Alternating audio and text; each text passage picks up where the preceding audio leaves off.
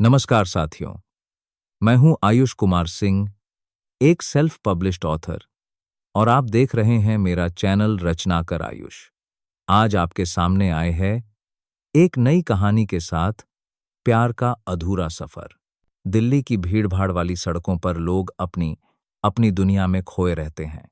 इन्हीं भीड़-भाड़ के बीच विवेक और आर्या की मुलाकात हुई। विवेक एक इंजीनियरिंग स्टूडेंट था, जो जी की तैयारी करते करते अब कॉलेज पहुंच चुका था। दूसरी तरफ आर्या मेडिकल कॉलेज में एमबीबीएस की पढ़ाई कर रही थी। दोनों की मुलाकात एक लाइब्रेरी में हुई। विवेक को गणित की किताब चाहिए थी और आर्या वहां अपनी मेडिकल की नोट्स बना रही थी। किताब लेने के दौरान दोनों की टक्कर हुई और वहीं से एक अनजाना रिश्ता शुरू हो गया। शुरुआत में बस छोटी-छोटी बातें होती थीं, फिर कॉफी, फिर कॉलेज के बाद घंटों टहलना। धीरे-धीरे दोनों एक दूसरे के लिए जरूरी हो गए। आर्या बहुत महत्वाकांक्षी थी। वह डॉक्टर बनकर अपने गांव में क्लिनिक खोलना चाहती थी। विवेक एक सिविल इंजीनियर बनकर विदेश जाना चाहता था। सपने अलग थे, मगर दिल एक। समस्या तब शुरू हुई जब आर्या के माता पिता ने उसकी शादी की बात शुरू कर दी। उनके परिवार में अब भी यह माना जाता था कि लड़की को जल्दी शादी कर देनी चाहिए। आर्या ने हिम्मत करके कहा, मुझे अभी शादी नहीं करनी, मुझे अपना सपना पूरा करना है। मगर माता पिता ने उसकी बात ठुकरा दी। उन्होंने कहा कि डॉक्टर बनकर भी घर गृहस्थी संभालना है, और रिश्ता तय कर दिया गया। आर्या ने विवेक से सब कुछ साझा किया। विवेक ने कहा, अगर तुम चाहो तो मैं तुम्हें अपने परिवार से मिलवाता हूं, हम दोनों लड़ लेंगे इस दुनिया से। लेकिन आर्या जानती थी कि उसका परिवार विवेक को कभी स्वीकार नहीं करेगा। उनकी जात, उनका स्थिति, उनकी सोच सब अलग था। आर्या ने कई बार घर से निकलने की कोशिश की, मगर हर बार मां की आंखों में आंसू देखकर रुक गई। वह अपने सपनों और परिवार के बीच बौंटी हुई थी। विवेक दिन ब दिन बेचैन हो रहा था।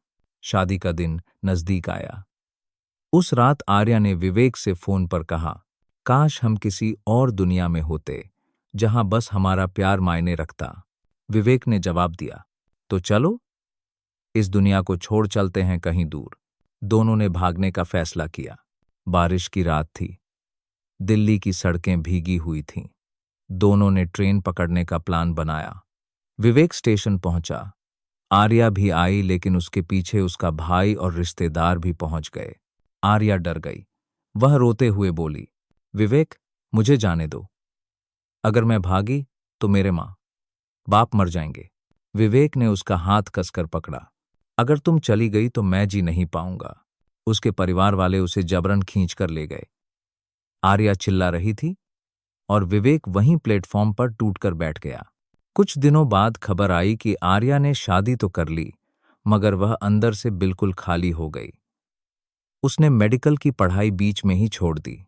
विवेक विदेश चला गया, मगर उसके दिल में हमेशा एक खालीपन रहा। वह किसी से रिश्ता नहीं जोड़ पाया। वर्षों बाद जब वह भारत लौटा तो पता चला आर्या अब इस दुनिया में नहीं रही। उसने आत्महत्या कर ली थी। विवेक उसके घर के बाहर खड़ा था। उसकी आंखों से आंसू बह रहे थे और उसके मन में बस यही सवाल गूंज रहा था, क्या सच में प्यार से बड़ा परिवार का दबाव होता है? यह कहानी आज के दौर की उन हजारों कहानियों का आईना है, जहां प्यार और सपने परिवार की सोच और परंपराओं की बलि चढ़ जाते हैं। अगर इस कहानी से आपके हृदय भर आया हो तो वीडियो को लाइक करें, कमेंट में बताएं कि आपकी इस विषय पर क्या राय है, और चैनल रचनाकार आयुष को सब्सक्राइब करना न भूलें।